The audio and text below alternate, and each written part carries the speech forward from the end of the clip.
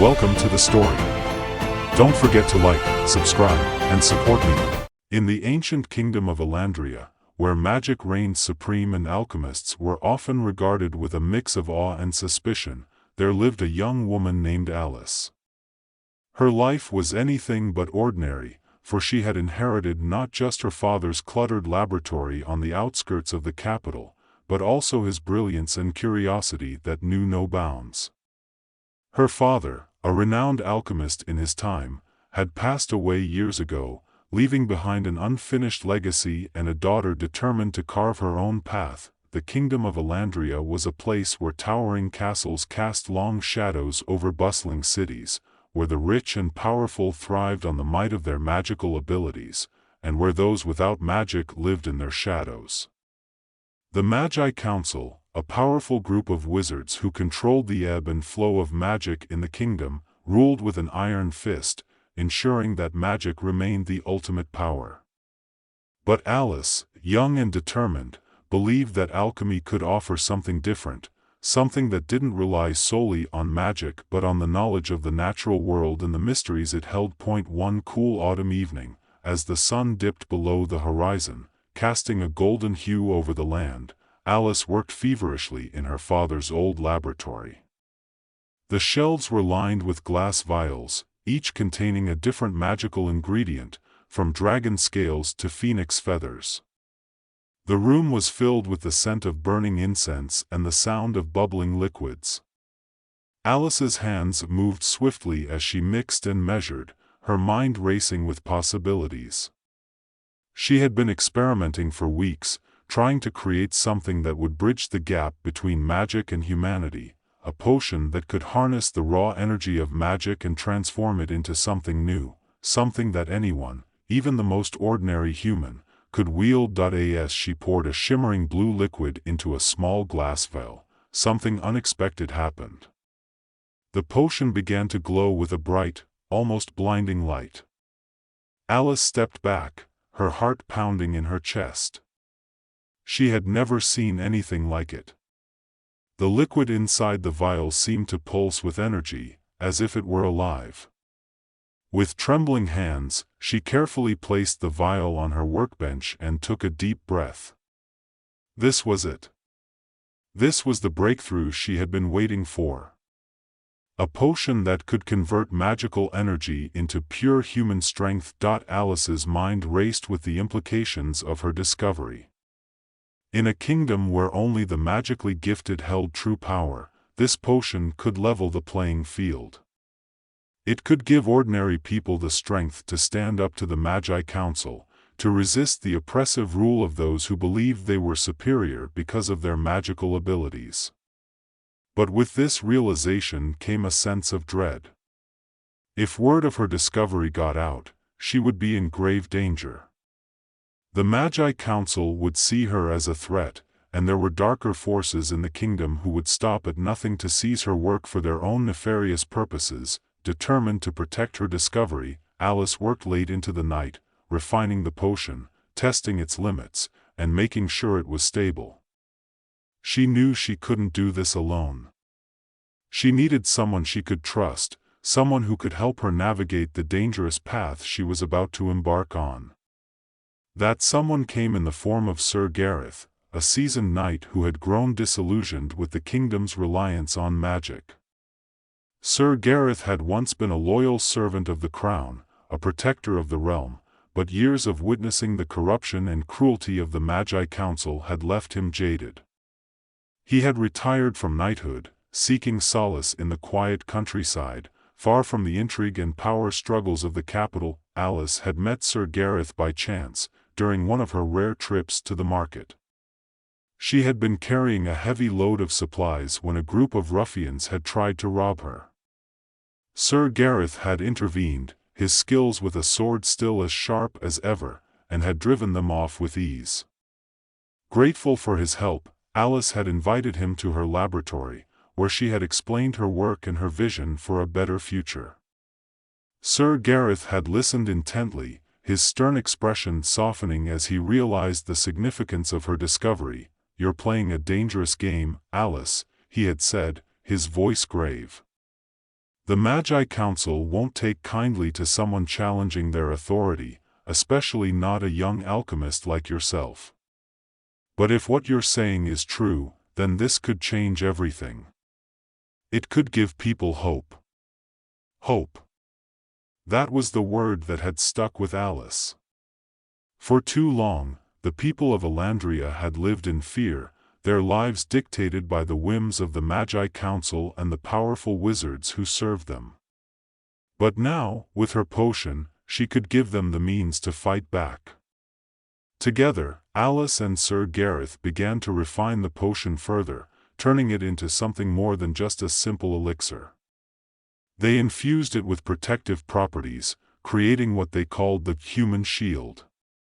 This shield, once consumed, would not only enhance a person's strength but also grant them immunity to magical attacks. It was a game-changer, a weapon that could tip the scales in favor of those who had been powerless for so long, but as they worked in secret, refining and perfecting the human shield, their efforts did not go unnoticed. The Magi Council had eyes and ears everywhere, and it wasn't long before rumors of Alice's discovery began to spread. The council, fearing the loss of their control, decided to act. They sent emissaries to Alice's laboratory, under the guise of offering her a place among them, but in reality, they sought to discredit her, to destroy her work before it could ever see the light of day. Alice, however, was not easily swayed. She saw through their deception and refused their offers, knowing that accepting their help would mean the end of her research and the loss of everything she had worked so hard to achieve. But her defiance came at a cost. The Magi Council, now aware of the threat she posed, began to plot her downfall. They sent agents to sabotage her work, to steal her notes, and even to assassinate her. One night, while she was deep in her studies, a group of masked men broke into her laboratory, ransacking the place and setting fire to her research. Alice barely escaped with her life, fleeing into the night with only the clothes on her back and a single vial of the human shield. Sir Gareth, who had been keeping watch outside, managed to fend off the attackers long enough for them to escape, but it was clear that they could not stay in Elandria any longer. They needed to find a place where they could continue their work in safety, where they could prepare for the inevitable confrontation with the forces that sought to destroy them. They traveled for days, through forests and mountains, until they reached a small, secluded village nestled in a valley far from the capital. Here, they found refuge among the villagers, who welcomed them with open arms. The village was a place where magic held little sway, where the people relied on their own strength and ingenuity to survive. It was the perfect place for Alice and Sir Gareth to regroup and continue their work. As they settled into their new home, Alice continued to refine the human shield, making it stronger and more potent with each passing day. Sir Gareth trained the villagers in combat, teaching them how to defend themselves against the dark forces that were surely on their way.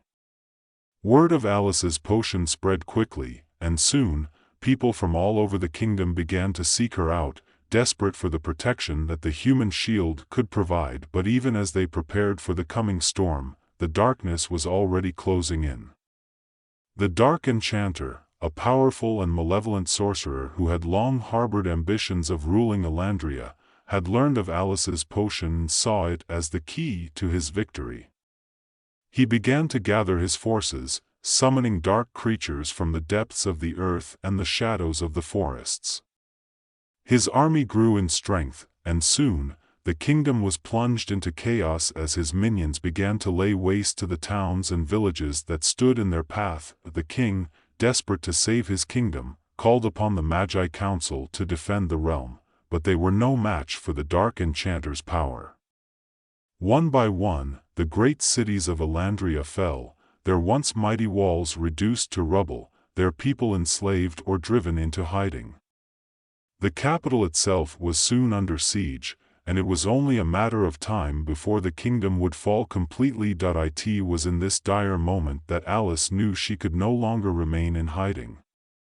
She and Sir Gareth gathered the villagers and the refugees who had flocked to their village and prepared for the final battle. They would march to the capital, armed with the human shield, and make their stand against the dark enchanter and his forces. It was a desperate plan, but it was their only hope.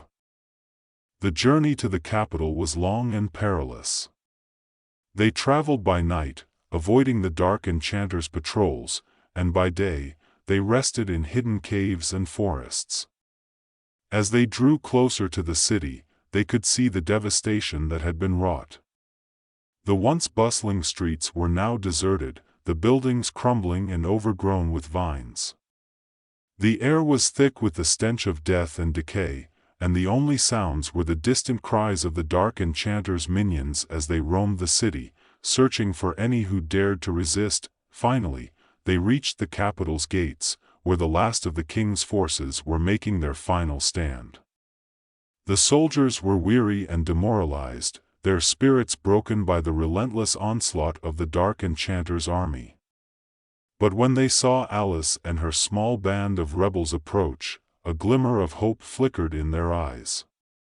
Word had spread of the alchemist who had created a potion that could turn the tide of battle, and now she was here, ready to fight alongside them. With a rallying cry, Alice and her forces charged into the city, the human shield giving them the strength to cut through the dark enchanter's minions like a scythe through wheat. The battle raged through the streets, from the crumbling market squares to the grand halls of the royal palace. The dark enchanter's magic was powerful, but the human shield proved to be his undoing, as his spells and curses bounced off Alice's warriors, leaving them unharmed. As the battle reached its climax, Alice and Sir Gareth fought their way to the heart of the capital, where the dark enchanter had taken refuge in the ruined throne room. The room was a shadow of its former glory, the once grand tapestries torn and faded, the marble floors cracked and stained with blood. The dark enchanter stood at the far end of the room, his dark robes billowing around him like a shroud, his eyes glowing with a malevolent light. "You are a fool, girl," he hissed, his voice echoing off the stone walls. "You think you can defeat me with your little potion? I am the master of magic, the ruler of shadows. You are nothing." But Alice stood her ground, the vial of human shield in her hand glowing with a bright, pure light.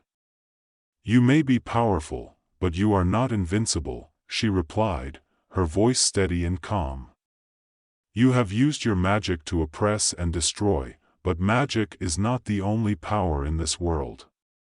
There is strength in humanity, in courage, and in the will to fight for what is right."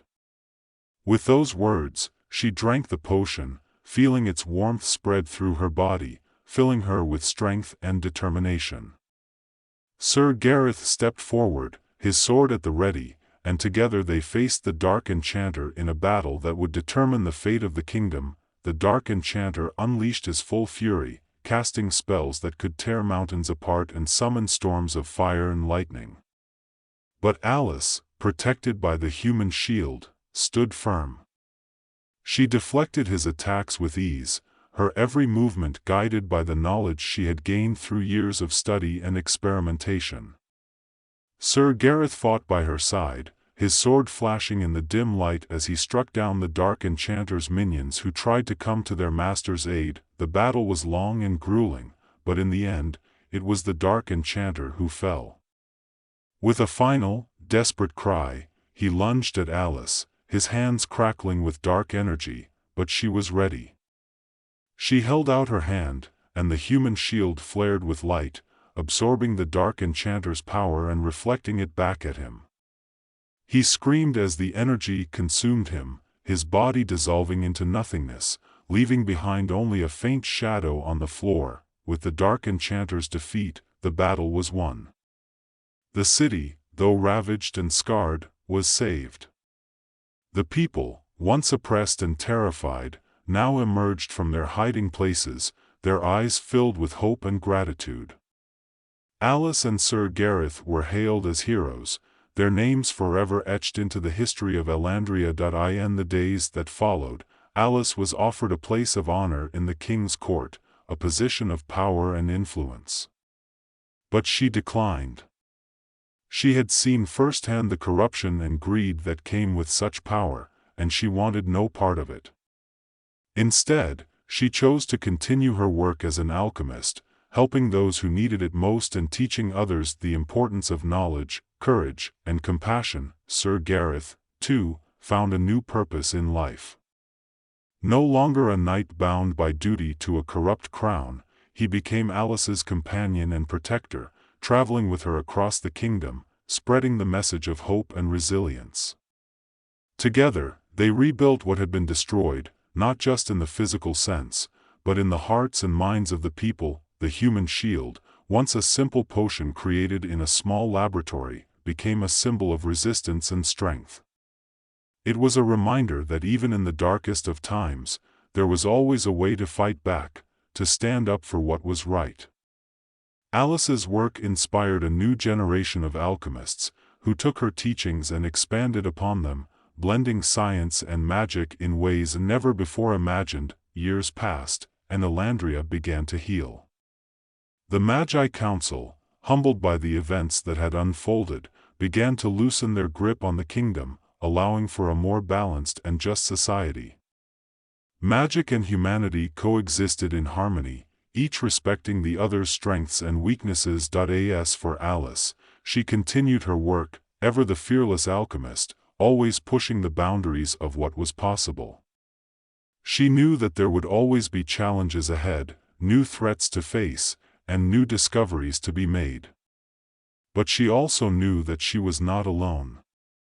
With Sir Gareth by her side and the support of the people she had saved, she was ready to face whatever the future held. And so, the story of Alice, the fearless alchemist who defied the odds and saved a kingdom, became a legend, passed down through the generations. A story of courage, of hope, and of the power of the human spirit to overcome even the greatest of challenges.